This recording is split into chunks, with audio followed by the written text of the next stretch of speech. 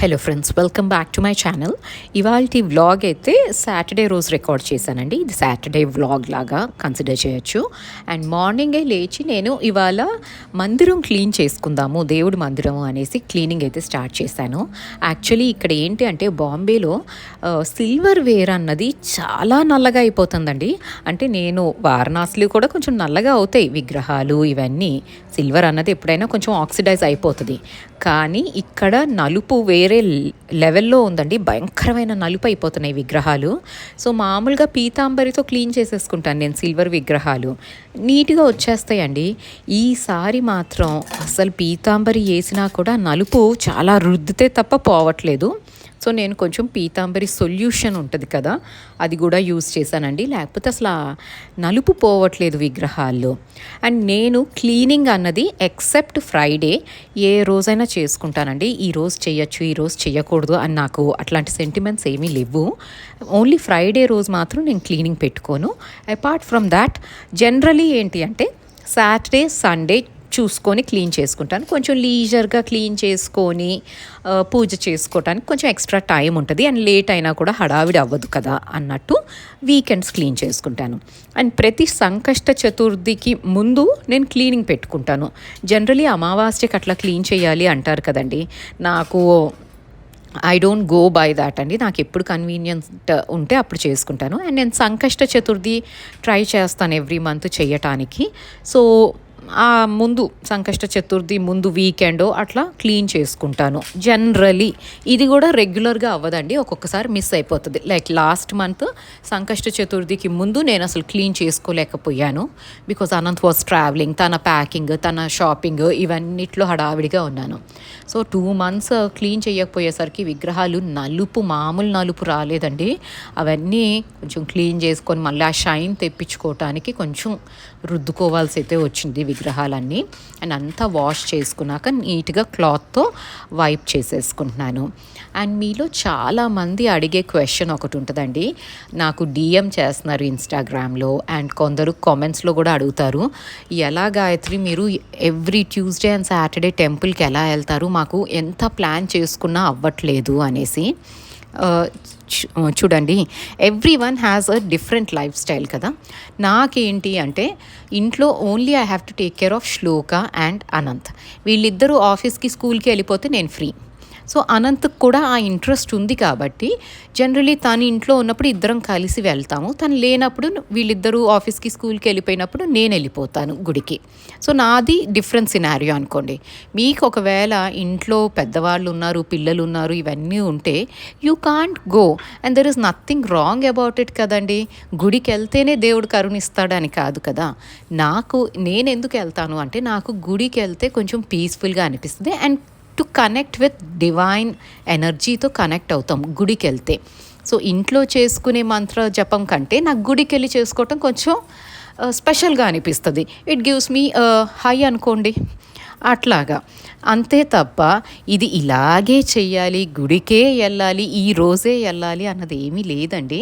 If it is feasible వెళ్ళండి, if it is not feasible ఇంట్లో చేసుకున్న పూజ కూడా చక్కగా యాక్సెప్ట్ చేస్తారు కదండి స్వామివారు. అండ్ కొందరు కామెంట్ చేస్తున్నారు, గాయత్రి మీరు గుడికి వెళ్తున్నారు అని, అది చూసి నేను కూడా మెల్లిగా ఇంటి దగ్గర ఉన్న గుడికి వెళ్ళటం అయితే ప్రాక్టీస్ చేస్తున్నాను అని. I feel so happy when I see such messages. అంటే నేను మీతో ఇవన్నీ షేర్ చేసుకునేది మీరేదో నన్ను చూసి నేర్చుకోవాలనో అట్లాంటివి కాదండి. నా లైఫ్ స్టైల్ ఇలా ఉంటుంది ఒక్కదాన్నే, when I stay outside కదా, ఇలా మేనేజ్ చేస్తాను అని చెప్పటానికి చూపెడతాను. But if that is inspiring someone, I'm really happy. ఎందుకంటే ఇది మంచి హ్యాబిటే కానీ దీంట్లో ఏమీ చెడు అయితే లేదు కదా. ఒకవేళ గుడికి వెళ్తున్నారు నన్ను చూసి అంటే I feel really nice and you are getting connected to the divine energy అండి. మీరు ఎవరిని నమ్ముకుంటే ఆ దేవుడి దగ్గరికి వెళ్ళి కాసేపు ప్రశాంతంగా ఆయన ముందు కూర్చొని ఆయన్ని చూస్తూ ఉంటే చాలండి. జీవితంలో ఎన్ని కష్టాలు వచ్చినా దాటేయగలము. ఆ కాన్ఫిడెన్స్ అన్నది మనకి అది ఇస్తుంది. టెంపుల్ అని లేదా మనం చేసే పూజ అన్నది ఆ కాన్ఫిడెన్స్ మనకి ఇస్తుంది అని నేను గట్టిగా నమ్ముతాను. అండ్ ఇక్కడ ఇంకా విగ్రహాలన్నీ వైప్ చేసి పెట్టుకున్నానండి. అండ్ మందిరాన్నేమో ఇవాళ వెట్ వైప్తో క్లీన్ చేసుకుంటున్నాను. అండ్ ఈ మందిరం గురించి కూడా చాలా క్వెరీస్ వస్తున్నాయండి, ఇది ఎక్కడ తీసుకున్నారు గాయత్రి అనేసి. ఇది నేను ఉదయ్పూర్లో ఆర్డర్ ఇచ్చి చేయించుకున్నానండి మేము రాజస్థాన్లో ఉన్నప్పుడు. అంటే మాకు చిన్న మందిరం కావాలి, మూమెంట్స్ ఉంటాయి కదా మాకెప్పుడు, సో చిన్నది కావాలి, బట్ ఇట్ హ్యాస్ టు ఆ డివైన్ ఫీలింగ్ రావాలి అనేసి నేను అనంత్ ప్లాన్ చేసుకుని ఇట్లా కావాలి అనేసి డిజైన్ చేయించుకున్నాము వాళ్ళతో. సో రాజస్థాన్లో వుడ్ వర్క్ కూడా చాలా బాగా చేస్తారు కదండి, అందుకని ఇట్లా చేయించుకున్నాం అక్కడే అజ్మేర్లో ఉన్నప్పుడు. అండ్ ఈ స్టెప్ ర్యాక్ ఏదైతే ఉంటుందో దాని గురించి కూడా చాలా క్వెరీస్ వస్తున్నాయండి. ఇది నేను అమెజాన్లో మామూలు మన కిచెన్ ర్యాక్ ఉంటుంది చూడండి, అది అండి ఇది నేను తీసుకుంది. ఇది పూజా ర్యాక్ అట్లాంటిది ఏమీ కాదు. యాక్చువల్లీ ఇలాంటివి పూజా ర్యాక్స్ వుడెన్తో చేసి ఇట్లా ముగ్గులు వేసినవి దొరుకుతున్నాయి, ఇన్స్టాలో ఉన్నాయి అండి అట్లాంటివి. కానీ దే ఆర్ రియలీ ఎక్స్పెన్సివ్, 3000 4000 అలా చెప్తున్నారనమాట ప్రైస్. సో నాకు అంత ప్రైస్ పెట్టడం అయితే ఇష్టం లేదు. అందుకని నేనేం చేశాను అంటే మామూలు మన అమెజాన్లో ఈ కిచెన్ ర్యాక్ నాకు నేను అప్పుడు కొన్నప్పుడు అయితే 600 800 మధ్యలో ఎప్పుడు ఎంతో వచ్చిందండి. సో దాన్ని కొనుక్కొని ఈ ముగ్గుల బార్డర్ స్టిక్కర్స్ ఏవైతే ఉంటాయో ఇవి కూడా కొనుక్కొని స్టిక్ చేసేసుకున్నాను.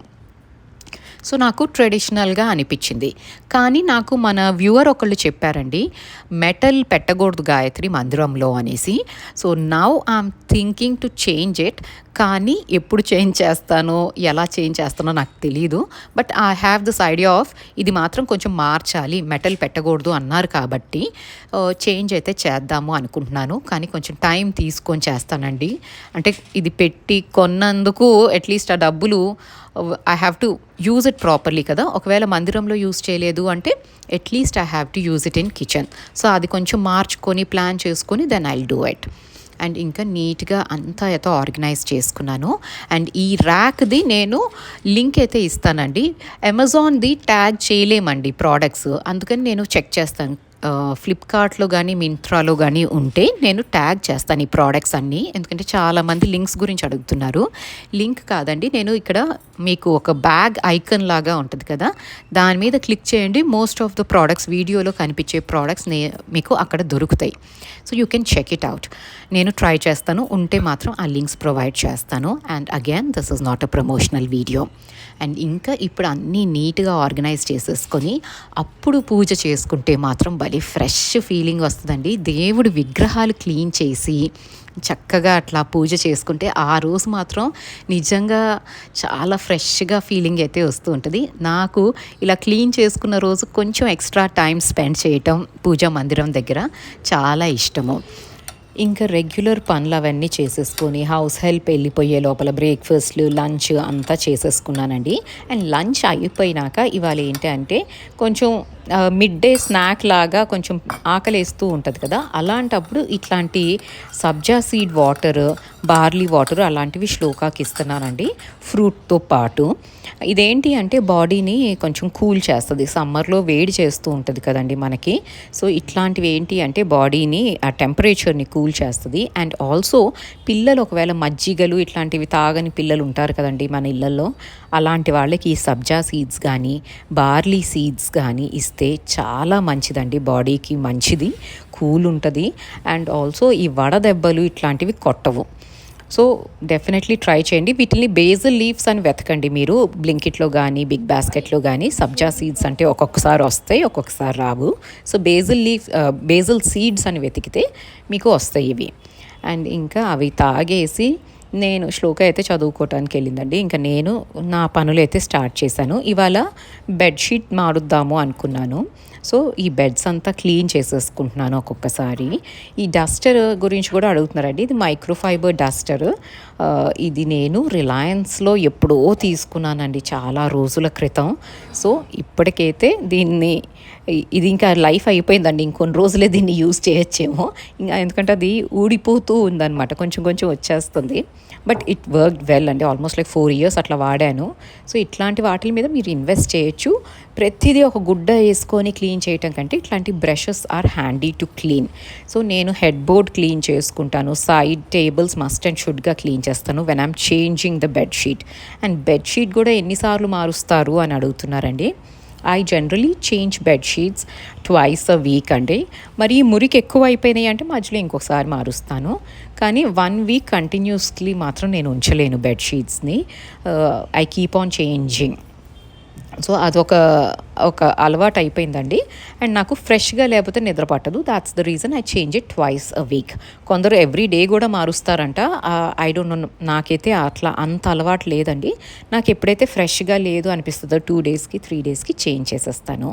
అండ్ బెడ్షీట్స్ లింక్స్ అడుగుతున్నారండి. జనరలీ బెడ్షీట్స్ నేను హోమ్ సెంటర్ కానీ లేదా లోకల్ ఎగ్జిబిషన్స్ పెడతారు చూడండి, అక్కడికి వెళ్ళి I feel the material and by. ఇప్పుడు ఈ బెడ్షీట్ ఉందండి, ఇది నేను పూణేలో ఎగ్జిబిషన్ పెట్టేవాళ్ళండి మా సొసైటీలో.